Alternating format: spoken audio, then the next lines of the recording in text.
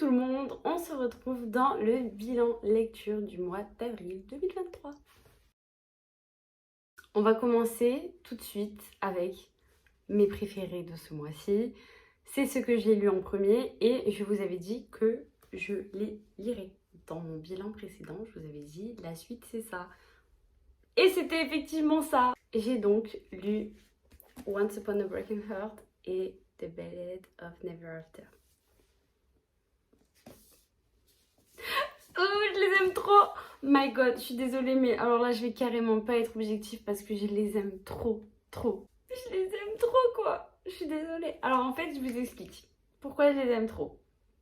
Mon Dieu, c'est trop de choses. Déjà, on suit le personnage qu'il y a dans le tome 3 de Caraval, dans le final. Enfin, il est dans le tome 2 et dans le tome 3, mais bref, en gros, dans cette saga, c'est un de mes personnages préférés.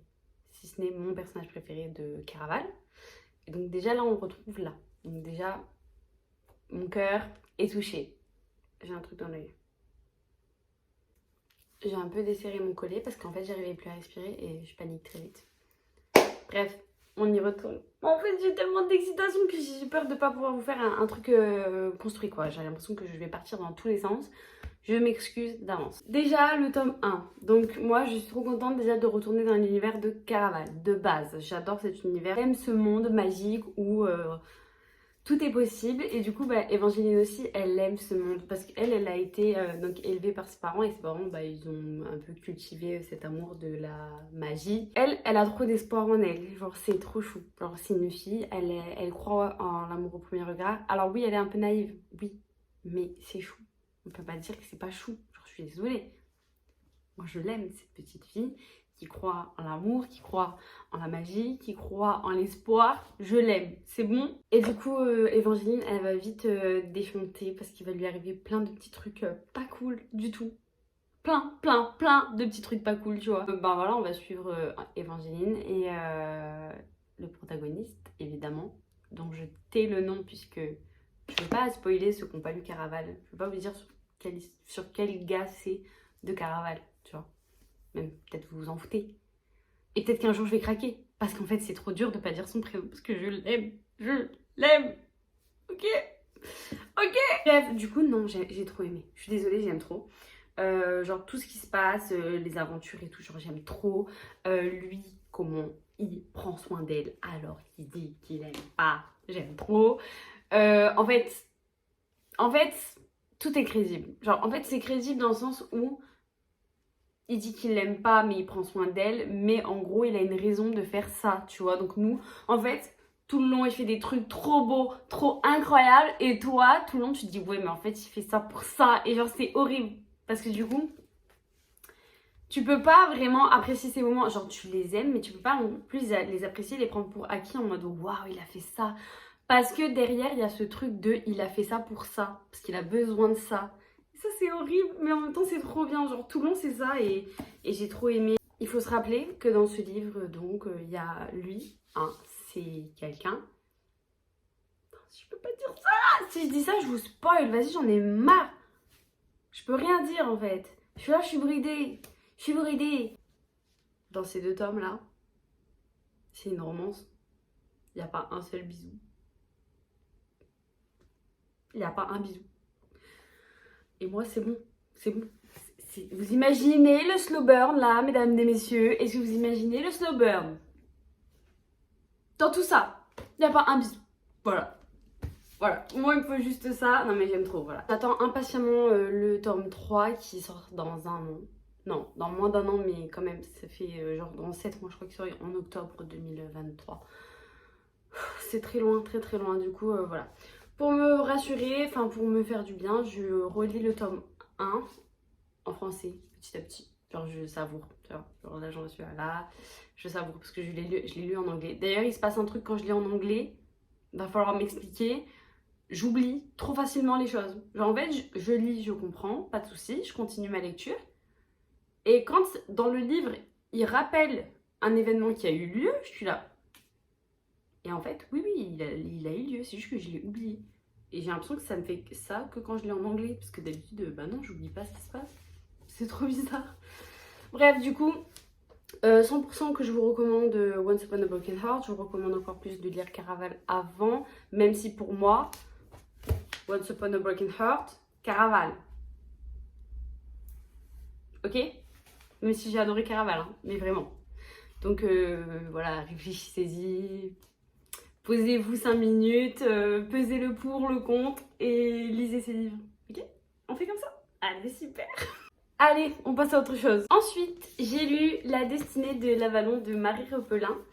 J'ai trop aimé. Alors moi j'avais aimé La carte des confins, donc forcément j'ai aimé. Mais comme je vous disais, j'avais peur de pas trop aimer parce qu'il n'y a pas l'histoire d'amour avec Carrie. Alors que moi, c'est ce que j'ai aimé dans La carte des confins. Principalement c'est la romance.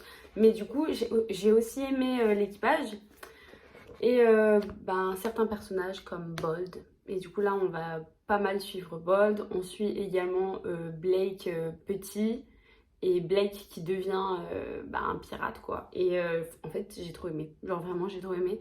Je m'attendais pas à autant aimer et je suis trop contente de l'avoir lu en ayant aimé La carte des confins.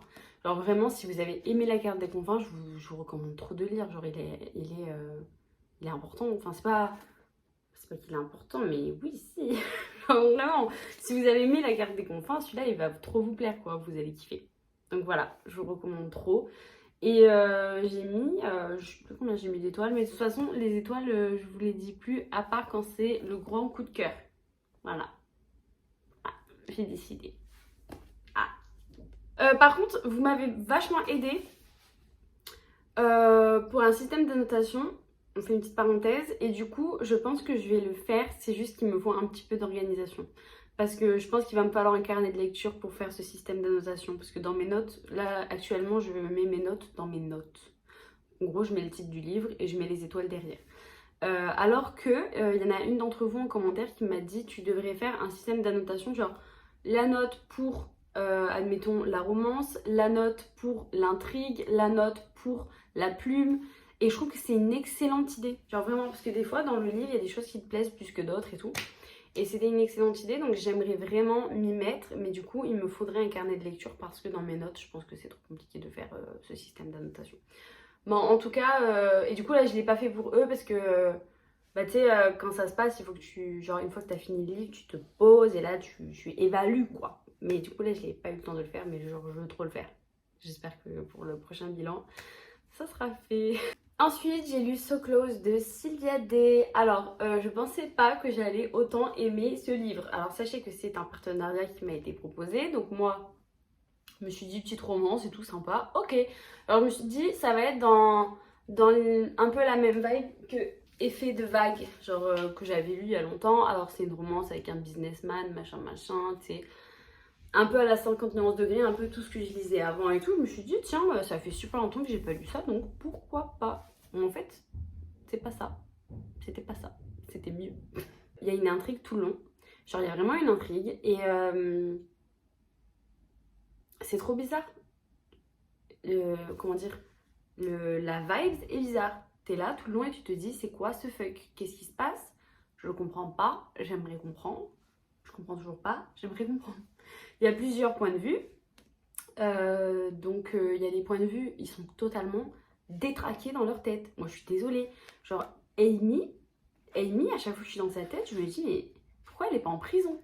Pareil pour la mère là, je sais plus comment elle s'appelle, Alia. Pareil, pourquoi elle est pas en prison?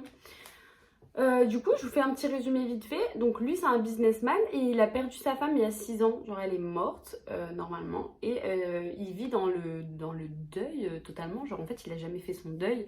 Elle a sa chambre avec des fleurs, des vêtements.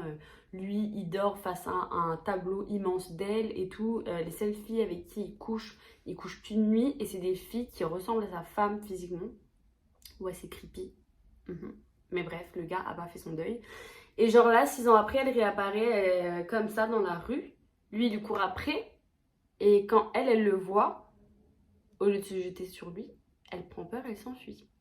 Et en s'enfuyant, elle se fait renverser par une voiture, évidemment. Bon, elle meurt pas, mais du coup, elle est dans le coma un petit peu et tout. Ça complique un peu les choses. Mais du coup, tu te demandes pourquoi elle a voulu partir en courant. Elle a eu peur. Genre en fait, quand elle l'a vu, elle a eu peur. Et même quand t'es dans sa tête à elle, c'est trop pas facile. Genre, elle te facilite pas les choses. Bien au contraire, elle t'embrouille encore plus. T'es là en mode, vas-y, t'es qui Lily? T'es qui? Dis-nous t'es qui, s'il te plaît. Mais du coup, j'ai trop aimé l'intrigue. Genre, vraiment, à la fin, les 50 dernières pages, j'étais là, waouh! Genre, waouh! Et du coup, j'attends le tome 2. Je vais le lire, c'est sûr, parce que j'ai trop kiffé la vibe. En plus, New York, famille détraquée et tout. Génial. Vraiment, trop cool. Je vous le recommande. Et le petit dernier du mois. Tadadam. Et moi, je te file de Morgane Moncomble, qui est dans ma palle depuis à peu près 1000 ans. Voilà. Je suis très contente de l'avoir lu. Je ne regrette absolument pas. Donc je pensais pas que... Bah, c'est pareil, je pensais pas que j'allais autant aimer. J'avais juste envie d'une petite romance cute. Parce que je venais de sortir de lui. Donc c'est une romance. Mais j'étais là. Expliquez-moi. Expliquez-moi. Et du coup je voulais un truc tout mignon, tout simple et tout. Non. Non. C'est pas mignon, tout simple. Non. Je me suis foirée le doigt dans l'œil. C'est pas mignon, tout simple. Non. Alors franchement, j'ai adoré. J'ai adoré, adoré. C'est trop mignon. Genre, je suis désolée. La romance, elle est cute et tout. Mais en fait, les deux, il leur arrive des trucs trop tristes, quoi. En fait. Genre, elles sont passées pas faciles. Son présent, pas facile. Je sais pas, est-ce qu'il y a des trigger warnings des trigger warnings là-dedans? Parce que franchement, je pense qu'il en faudrait un petit peu. Non, il n'y a pas de trigger warning. Non, il n'y a pas de trigger warning.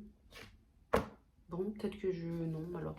Mais en tout cas, il y a des trucs assez... Franchement, il y a des sujets importants qui sont abordés dedans. Et du coup, j'ai trop aimé... C'était pas juste une simple romance mignonne. Alors oui, j'avais envie de ça, mais au final, le fait qu'il y ait des choses en plus, bah ça m'a... Enfin, j'ai aimé, quoi. Ça a complété le livre très très bien. Et au final, j'ai kiffé, quoi. J'ai trop kiffé. Alors lui, c'est le mec parfait. Je vous le dis, c'est le mec parfait. Moi, d'habitude, les gars de Morgane Moncomble, je les aime, mais sans plus, parce que, je sais pas... je les aime, mais sans plus. Je trouve que, voilà. Bah alors lui, je l'ai trop trop aimé, quoi. Trop aimé. Lui, c'est mon boyfriend sans problème. Genre vraiment. Lui, toi, viens, moi, ensemble, together, nos soucis. Nos soucis, José. Non, vraiment, il est incroyable. J'ai trop aimé Zoé, du coup, avec ses combats. Enfin, elle est forte et tout. Et genre, elle est belle. Et j'ai trop aimé. J'ai trop aimé ce livre. Donc, ben, je vous le recommande, évidemment. Je pense que vous l'avez peut-être lu parce qu'il est sorti il y a 1000 ans. Genre, derrière, à la fin, je me suis marrée. Il y a la pub pour le festival New Romance de... attendez. De 2018. Et c'était juste la 3e édition. Ouais, pour sa 3e édition. 2018. Donc, ça veut dire que le FNR, ça a commencé en 2015. Voilà, vous imaginez. Donc ça veut dire qu'en 2025, ce sera les 10 ans du Festival New Romance. Ouais, je sais plus. Ouais, voilà. En tout cas, bah, je vous le recommande. Il était super bien. Bah voilà, la vidéo elle est déjà terminée. Oh là là, je suis deg. En fait, j'ai lu combien? 1, 2, 3, 4, 5 livres. Mais alors, ça a été... Bon, j'ai travaillé ce mois-ci et tout, mais en fait, l'histoire, c'est que j'étais tellement dans Once Upon a Broken Heart que déjà, je le lisais doucement. J'avais pas envie de le lire vite. Et quand j'ai fini de le lire, j'avais pas envie de lire autre chose. J'avais pas envie. Du coup, là, entre-temps, je lis un petit peu le tome 1. Et je retourne dedans le tome 2. Enfin bref, je relis mes passages préférés constamment. Donc, ouais, je suis un peu matrixée par ce livre. Et du coup, ça m'a fait... genre, j'avais besoin de bien le finir avant de commencer un autre. Et enfin, tu vois, de finir ma phase Once Upon a Broken Heart, même si je pense qu'elle ne sera jamais finie. Et que j'attends la suite avec impatience. Très impatience. En plus, ils ont décalé la sortie. Il devait sortir le 12 septembre, jour de ma naissance. Et en fait, ils l'ont décalé en octobre. Trop méchant. Bref, du coup, voilà. Là, je sais pas du tout ce que je vais lire.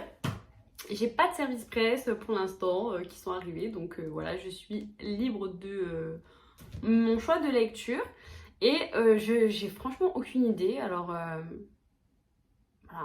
aidez-moi. Je sais pas, je pense que j'aimerais bien lire lui, le tome 3 de Un sorcier noir et maléfique, parce que ça faisait longtemps que je l'attendais quand même. et maintenant il est là, donc j'ai trop envie de le lire.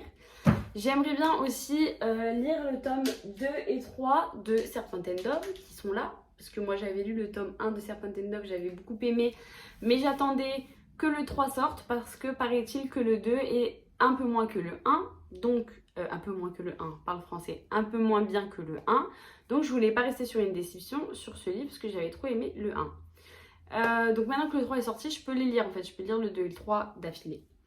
Donc voilà, en gros c'est ce qui me donne le plus envie. Et aussi le dernier tome de La Faucheuse, j'aimerais bien le lire, un de ces quatre. Donc là franchement, je dois commencer un livre aujourd'hui, je sais pas. Ça sera toi, ça sera toi. Parce qu'en fait j'aime trop cet univers, donc là c'est parti. Et j'ai vu vos commentaires, sachez que je vais faire un bookshelf tout très prochainement. Je vous fais des gros bisous et à bientôt, bisous.